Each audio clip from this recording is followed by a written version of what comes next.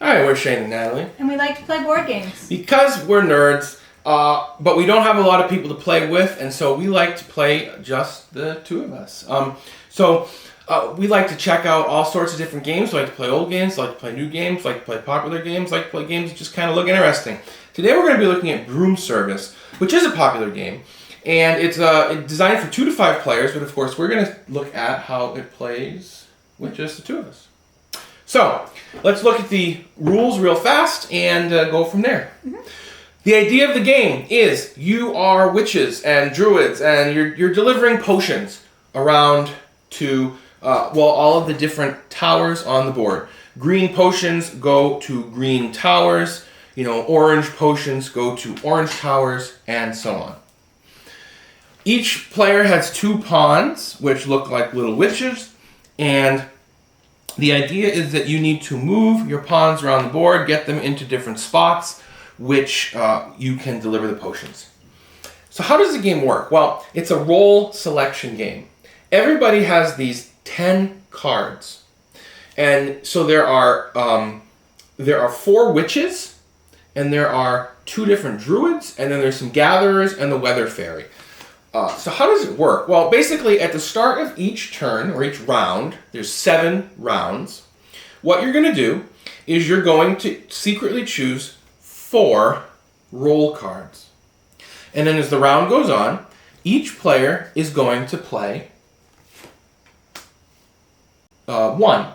And they're going to declare whether or not they're doing cowardly or brave. So this is the thing that, as I had been looking at this game over the course of the years, it never really made sense to me, but it's not that complicated, actually, now that I've done it. You are choosing cowardly, which means that you are taking a less good action, but it's guaranteed. So if you play cowardly, for instance, with this root gatherer, you get to gather 1 thing.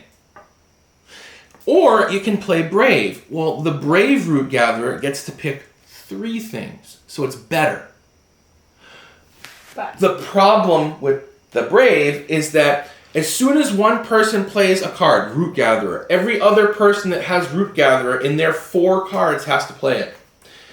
And the next person can also declare brave, and there's only allowed to be 1 brave of each thing. So that means if I chose brave, and then I play brave, I don't get a turn.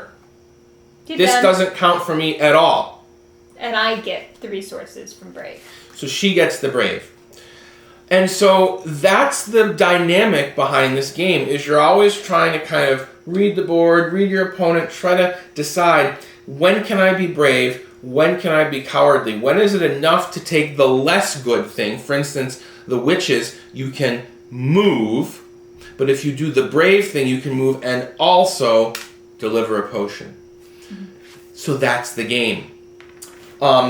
You also, in addition to the witches, you have druids, which let you deliver to places where you already have a pawn. So they're kind of like delivering without the movement. The gatherers let you, pick stuff up. And then the weather fairy is one of the other more important ones in the game. So the thing about the weather fairy is you're not allowed to move your pawns onto a spot that has clouds or over a spot that has clouds. What that means is that before I can move into this, or anyone can move into this mountain, somebody has to get rid of the cloud. And how do they do that? That's what the weather fairy does. And that's what the magic wands are for. In this case, it says 2, so I'd pay 2 magic wands, and that would allow me to take away this cloud. I keep it on my side of the board. The lightning bolts are going to give me points at the end of the game. That's more or less the game. There's a couple of little extra things. So for instance, there's these event cards that each round you get a new one. And they just implement another kind of little rule that changes how that round works. And then you have, in any game with fewer than 5 players, you have these bewitched cards. Depending on how many players, there might be a different number of them. So with 2 players, there's 3. Mm-hmm. And what that means is that anybody who chooses any of these rolls this round will lose 3 points. So you can still do that thing, but you lose 3 points for doing it. And then the next round, you'll have 3 new ones. Mm-hmm. So that's the basic idea. Let's talk about the game. First impressions are always important. Aesthetics, components. What do you think about it? That's yours. I think the game reminds me of, especially like witch-themed movies and stuff intended for children under the age of 13 from like the 40s and 50s. All right. Well, I mean, I guess that's a good thing because, I mean, I agree. I think the theme works. Yeah. I think the components are fine. I think the pieces are good. I always like pieces, like little wooden bits that kind of look like stuff. So I think that these potions are cool. I like those. I actually didn't like the aesthetic when I first saw it. The board it just reminded me of like,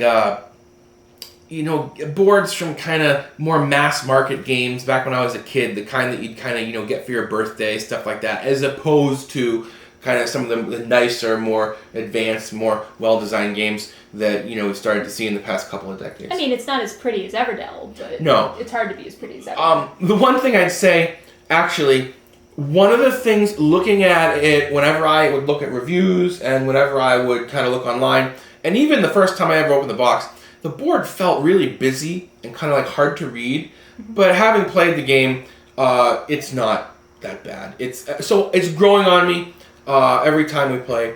I don't dislike the aesthetics.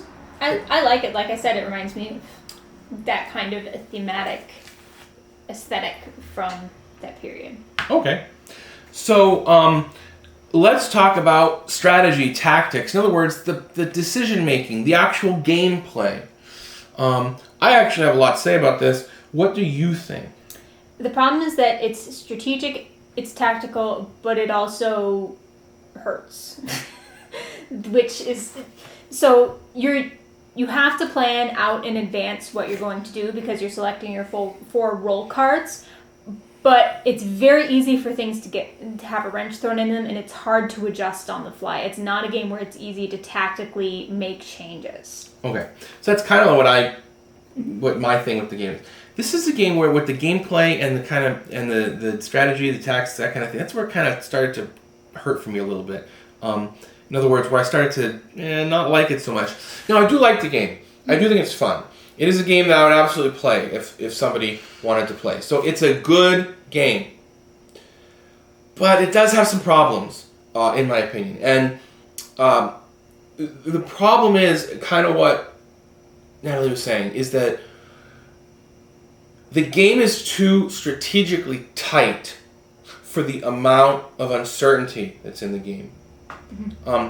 Okay, so look, it's very tight game strategically in terms of the actual X's and O's, the decision making, the gameplay. Look, you have these 10 roll cards, and each one of them is very specific. The Mountain Witch can only do like one thing. The Herb Gatherer can only do one thing. In addition to that, some of these cards, for the most part, are the only way to do that thing. If you need green potions, the Herb Gatherer is basically your only option. You could do the fruit one and get one, but it's not an efficient way to do it, and it's a risk. Because you have to be brave in order to get that. You have to be brave in order to get it, and you could lose that. The Druids, they do one thing, right? The Weather Fairy, it does one thing. And then on top of that, you only have 28 turns the entire game, because it's 7 rounds at 4 cards each round. Now, on the back side of this board is actually a more complex version with a couple of extra little things. You might get an extra 1 or 2 turns per game, but it's more or less you have 28. And then the design of the Brave Cowardly thing, you are assuming you have to count on losing 4 or 5 turns just to somebody out-braving you. Yeah. Even if you're trying to play smart. And so what that means is you have even fewer turns, and then maybe only half of those are even point scoring opportunities, because at least half of them you're trying to gather up your resources. And so it's really tight. The way that the clouds work, the way that you can only move one spot each card, and only into a very specific spot, and usually from any one place on the board, there's only one option, although in this case there's 2 forests to go into. But your options are pretty limited. What that all means is that you have to be really efficient. You have to plan things out. A lot of people, if you read, what they say about this online, they're saying you have to really play well. You have to plan 2 turns ahead. Yeah. I think that's true. Mm-hmm. But then you can throw a wrench in it completely unintentionally. Yeah. Because if somebody plays their weather fairy, it does not matter if you were planning to move before you played your weather fairy. You have to play yours too. You have to play yours too. So you are forced to. There's 3 ways that your plans can get totally messed up. And again, none of these things individually is where the problem is. Mm-hmm. A really tight game you have to be very perfect about what you do, that's fine. Yeah. A game where there is chance, that's fine too. Mm-hmm. A game where you can foul somebody else up, also fine. But it's how it all comes together. So here's the thing. The game is not random. It's not luck-based. Some people complain about this game and they say, well, it's luck. It's gambling. It's random. It's not.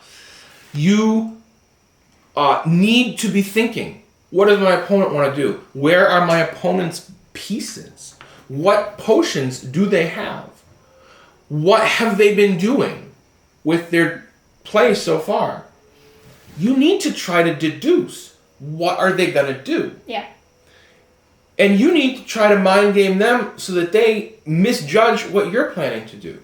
That's all part of the game. Yeah. That's totally fine. So it's not random. No. But it is uncertain because you can try your best, but you're never 100% sure. And here's the thing. So a lot of people really like these really dry Euro games where it's like, and a lot of people really hate take that mechanics and stuff like that because they just want to be able to plot it out. And they just want to perfectly know how to do their thing. That's not the kind of thing that I'm obsessed with. I don't need that. I don't mind a game where a little bit of uncertainty follows it up. Mm-hmm. But the problem is, this game almost has the tightness of one of those really heavy Euros, where you need to just kind of plot out 10 turns in advance and kind of do it a very specific way. But it has the uncertainty of something like Citadels or some game with a really heavy mechanic of you can just be totally thrown off. Yeah. And the thing is though, okay, you could lose your turn because you think, or maybe because of the game state, you need to go brave. Yeah. And the other person does it, or another person down the line, right? Mm-hmm. You lose that turn. That's 1 out of 28 turns. That's huge. But you could lose even more than that. Because if you set your hand up because you need to do 4 very specific things and you have to do them in exactly the right order, even if you go cowardly for all of those, but the other person went first and they played your last one first, you're screwed. So you could not just lose 1 turn, you could lose a whole round. Mm-hmm. You could lose 4 turns. Yeah. Not because you don't have the cards to play, but you might literally not have anything to do. Maybe you needed to, like she said, that's a great example. You needed to clear out a cloud to get in here to deliver potions, and now you can't because you...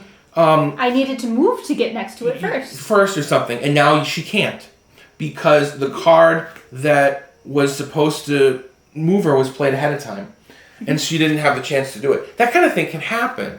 And again, if you've not played the game, which presumably you haven't, you might say, well, but that's how games are. Sometimes you have to adapt. And I agree. The problem is, and this is where it all comes together, this thing is so tight, this thing is so precise that a lot of times, not every time, but gosh, maybe 50% of the time or more, you literally can't adapt. There's not a way to adapt. Mm-hmm. Because and you just have 2 cards or 3 cards that you just have to play and you get nothing from them. You can't do anything from them, yeah. Because you needed to do that first card first, but it got pulled before you could do anything. A lot of games, the tactics, in other words, what do I do now that something in the immediate term has changed, are important. And I think that's good. Mm-hmm. I like those kinds of games. The fun, the skill in those is how do I, on the fly, change what I'm doing. Mm-hmm. The problem here, or one of the problems, is your big decisions are made before any of that stuff changes. You choose those 4 cards before the round starts. And you're stuck. And you're stuck with them.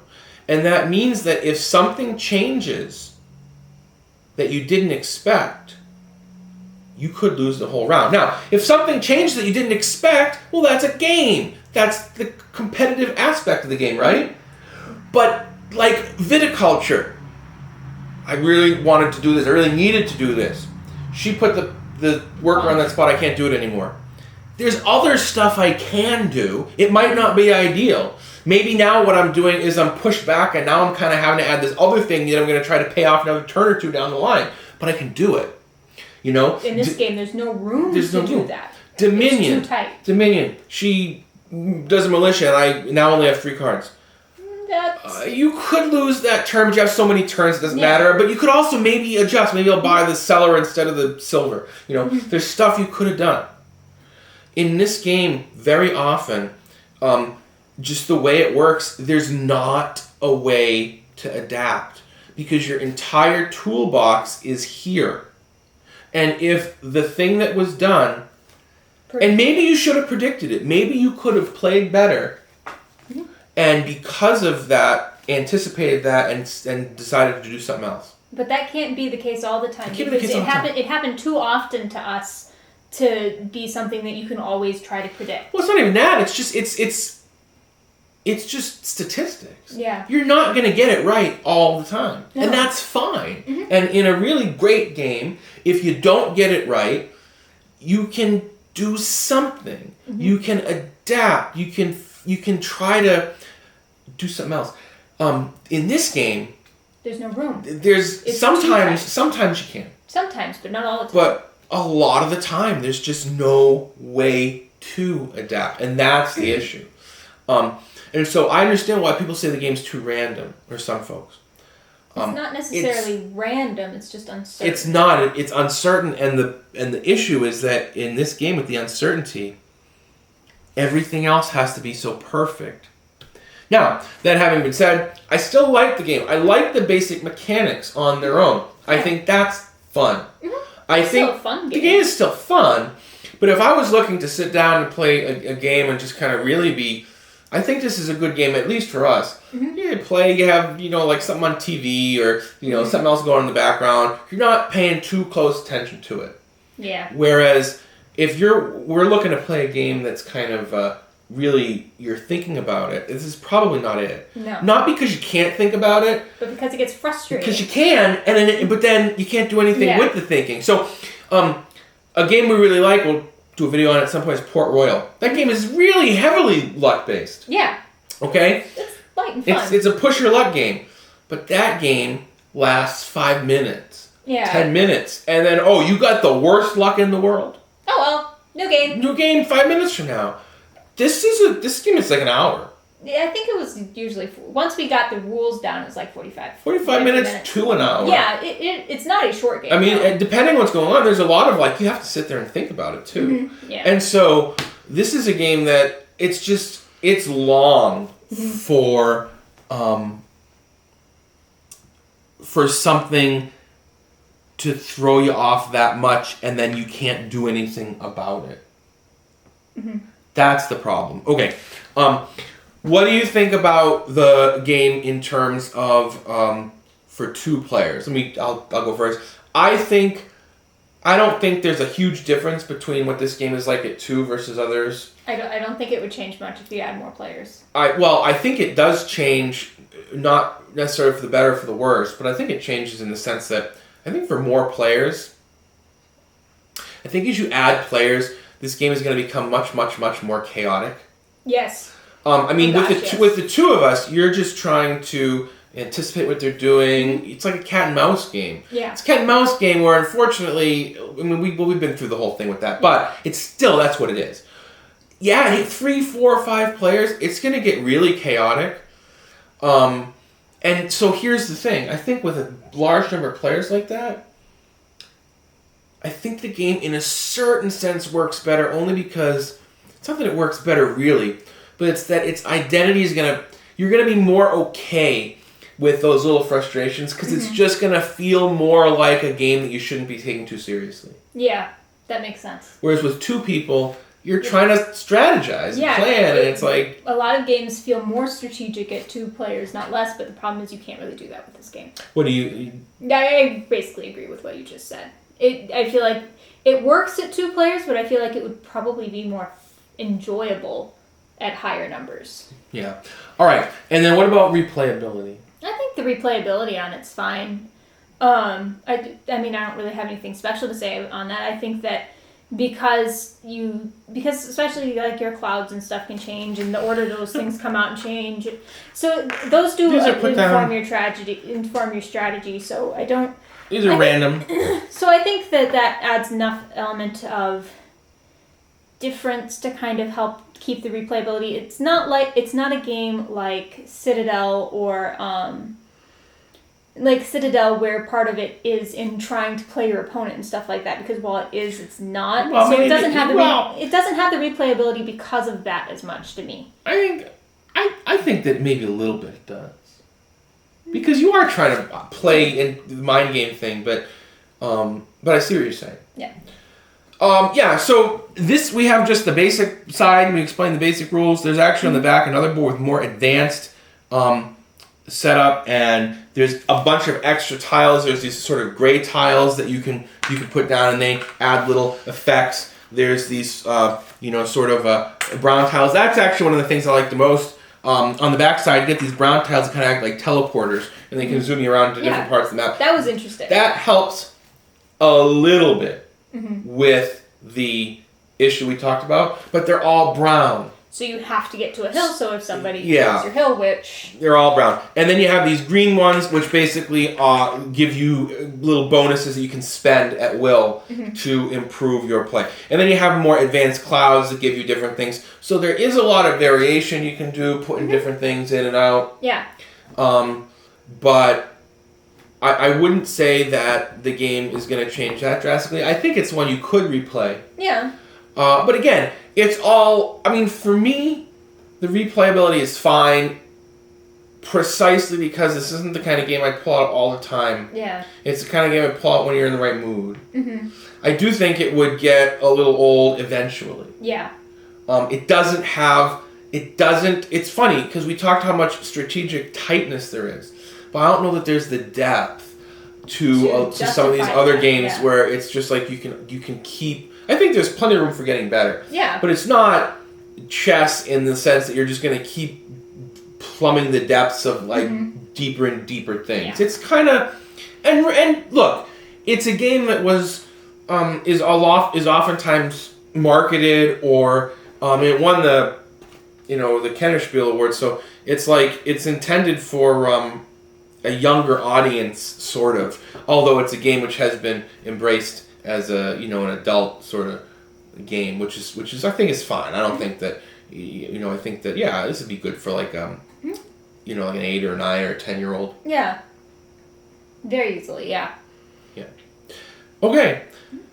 So that's the game. My judgment would be good, enjoyable. But not great. But maybe a little frustrating because some of it's not even the mechanics. It's just the way it all comes together. Sometimes the game comes all together perfectly and just a bunch of stuff comes together. It's like this is a masterpiece just because it's greater than the sum of its parts. I think this one, the sum of its parts makes each of those parts worse. Mm-hmm. The parts don't work together. They don't work together as well as they could.